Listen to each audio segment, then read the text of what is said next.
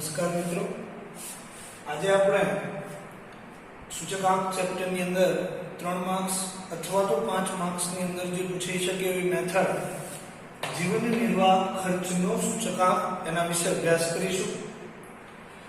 જીવન નિર્વાહ મતલબ કે જીવન જીવવા માટે, જીવનનો નિર્વાહ કરવા માટે જે આપણે ખર્ચ કરીએ એ ખર્ચની અંદર જે સાપેક્ષ ટકાવારી ફેરફાર થાય એને કહેવાય જીવન નિર્વાહ ખર્ચનો સૂચકાંક.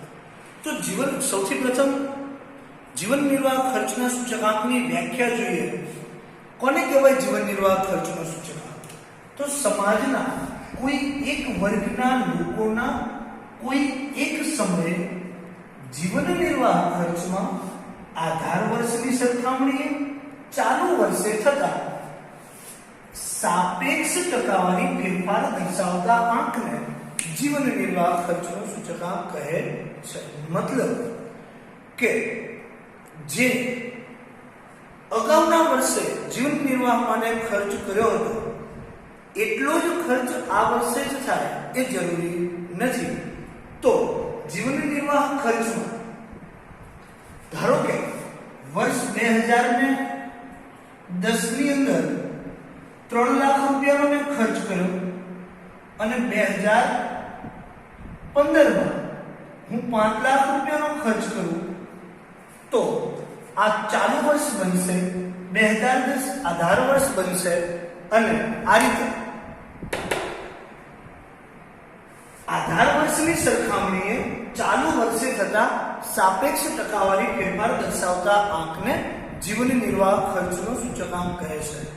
જીવન જીવવા માટે જે જરૂરી ખર્ચ કરવા પડે એનો ભાવ, એની કિંમત બદલાતા જીવન નિર્વાહ ખર્ચમાં પણ ફેરફાર થાય. એના માટે સૌથી અગત્યની વસ્તુ છે ભાવ. મિત્રો, આપણે જીવનની અંદર ઘણી બધી વસ્તુનો ઉપયોગ કરીએ છીએ, પણ દરેક વસ્તુનું મહત્વ એક સરખું હોતું નથી. મતલબ કે વસ્તુના મહત્વના પ્રમાણમાં જે આંક નક્કી કરવામાં આવે તેને ભાર કહે છે. મિત્રો, 1 માર્ક્સની અંદર ભારની વ્યાખ્યા પૂછાઈ શકે તો વસ્તુના મહત્વના પ્રમાણમાં જે આંક નક્કી કરવામાં આવે તેને ભાર કહે છે. મિત્રો, આપણા સમાજની અંદર 3 પ્રકારના લોકો રહે છે. એક તવંગર એટલે કે અમીર, બીજા મધ્યમ વર્ગ અને ગરીબ. તો ગરીબ માટે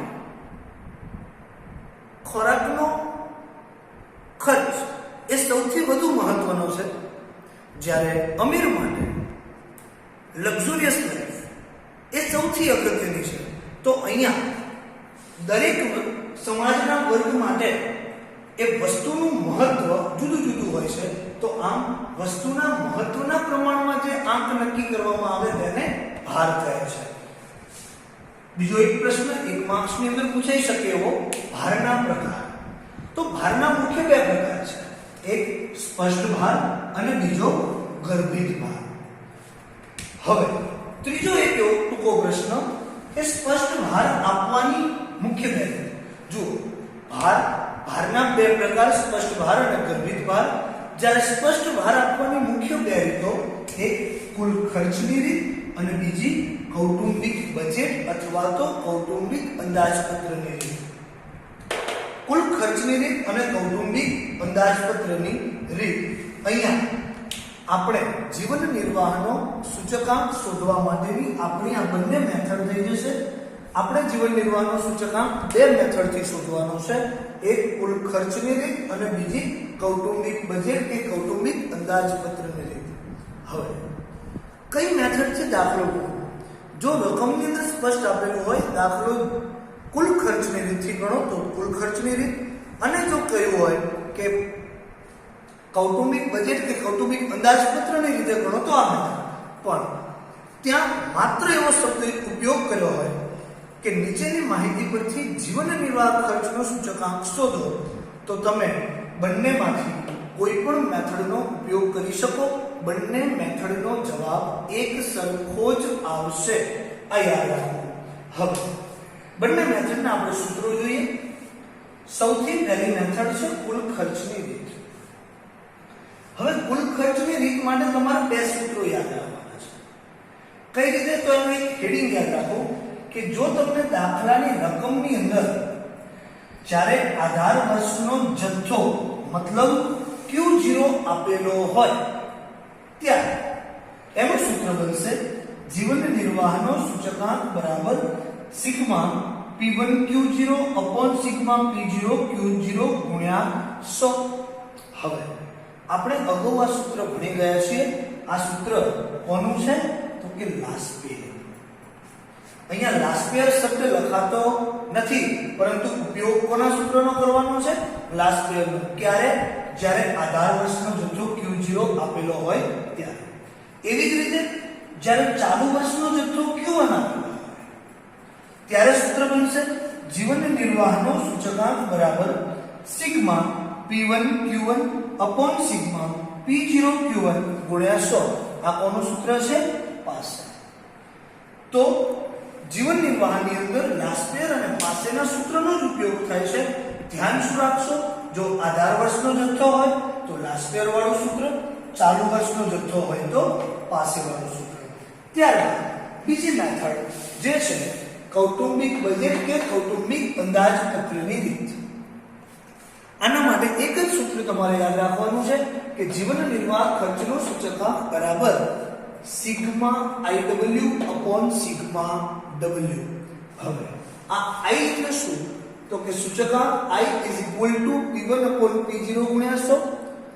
જો તમને તમારી રકમની અંદર I આપેલો ન હોય તો તમે I શોધી શકો. I નું સૂત્ર છે I is equal to P1 upon P0 ગુણ્યા 100. કોઈ વખત W ન આપ્યો હોય તો W પણ તમે શોધી શકો. W is equal to P0 Q0.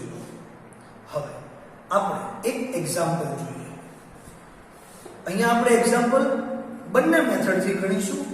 તો એક્ઝામ્પલ છે નીચેની માહિતી પરથી કુલ ખર્ચની રીતે અને કૌટુંબિક બજેટની રીતે જીવન નિર્વાહ ખર્ચનો સૂચકાંક મેળવો.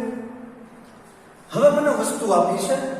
વસ્તુ છે ઘઉં, ચોખા, બાજરી અને તુવેર દાળ. 2 વર્ષ આપ્યા છે, વર્ષ 2010 અને વર્ષ 2014. તો 2010 અને 2014 ની અંદર 2010 એ આધાર વર્ષ છે, જ્યારે 2014 એ ચાલુ વર્ષ છે. હવે 2010 નો જથ્થો આપેલો છે, 2010 નો ભાવ આપ્યો છે અને 2014 નો ભાવ આપ્યો છે. આપણે આનો જવાબ જોઈએ તો સૌથી પહેલા હું વસ્તુ લખી દઈશ ઘઉં, ચોખા, બાજરી અને તુવેર દાળ. હવે વર્ષ 2010 એટલે આધાર વર્ષ અને આધાર વર્ષનો જથ્થો. આધાર વર્ષના જથ્થાને આપણે શું કહીએ છીએ? Q0. તો Q0 મને આપી દીધો છે 60, 40, 15 અને 25. તો 60, 40, 15 અને 25. ત્યારબાદ 2010 નો ભાવ. 2010 આધાર વર્ષ છે, આધાર વર્ષનો ભાવ મતલબ P0 15, 32, 12 અને 50. તો 15, 32, 12 અને 50. ત્યારબાદ 2014. 2014 નો ભાવ. 2014 એટલે ચાલુ વર્ષનો ભાવ એટલે P1 18, 40, 14 અને 70. તો 18, 40, 14 અને 70. હવે સૌથી પહેલા હું કુલ ખર્ચની રીતે દાખલો ગણું. તો કુલ ખર્ચ માટે મારે શું ધ્યાન રાખવાનું છે કે મને જથ્થો કયા વર્ષનો આપેલો છે. તો અહીંયા તમે નજર કરો તો અહીંયા મને જથ્થો આપ્યો છે આધાર વર્ષનો. મને ક્યાંય ચાલુ વર્ષનો જથ્થો આપેલો નથી. તો અહીંયા આધાર વર્ષનો જથ્થો આપેલો હોય Q0. તો જીવન નિર્વાહ ખર્ચનો સૂચકાંક શોધવા માટે કુલ ખર્ચની રીતે તમારે કયું સૂત્ર લેવાનું છે?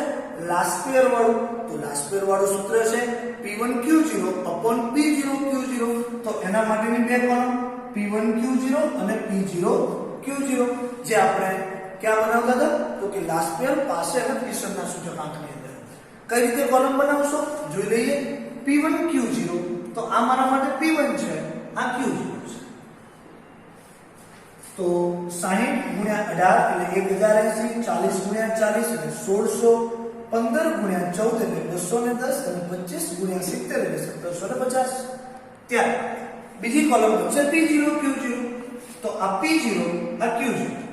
તો 60 ગુણ્યા 15 એટલે 900, 40 ગુણ્યા 32 1280, 15 ગુણ્યા 12 એટલે 180 અને 25 ગુણ્યા 50 એટલે 1250. હવે P1 Q0 નો ટોટલ કરો તો થશે 4640 અને P0 Q0 નો ટોટલ 3610. ચલો હવે આપણે દાખલો જોઈએ કુલ ખર્ચની રીતે જીવન નિર્વાહનો સૂચકાંક. તો કુલ ખર્ચની રીતે જીવન નિર્વાહનો સૂચકાંક બરાબર જ્યારે આધાર વસ્તુનો જથ્થો Q0 આપેલો હોય તો સૂત્ર બને છે sigma P1 Q0 upon sigma P0 Q0 ગુણ્યા 100. ચલો P1 Q0 તો એનો સરવાળો કેટલો છે 4640 upon P0 Q0 તો 3610 ગુણ્યા 100. તો 4640 upon 3610 into 100 તો ટોટલ એનો જવાબ થશે 128.53. આ હતી કુલ ખર્ચની મેથડ. હવે આપણે ભણીશું કૌટુંબિક બજેટની મેથડ અથવા તો કૌટુંબિક અંદાજપત્રની મેથડ. તો કૌટુંબિક અંદાજપત્રનું સૂત્ર છે કે ભાઈ sigma IW upon sigma W. તો એના માટે તમારી પાસે I હોવો જોઈએ અને W હોવો જોઈએ. આપણે જુઓ આપણી રકમમાં નથી આપણને I આપેલો, નથી આપણને W આપેલો. તો કુલ ખર્ચની રીતે આપણે શોધી દીધું. કૌટુંબિક બજેટ માટે મારે બે કોલમ બનાવવી પડશે I અને W ની. તો જોઈએ સૌથી પહેલા I. તો I નું સૂત્ર આપણે અહીંયા જોયું છે કે ભાઈ I is equal to P1 upon P0 ગુણ્યા 100.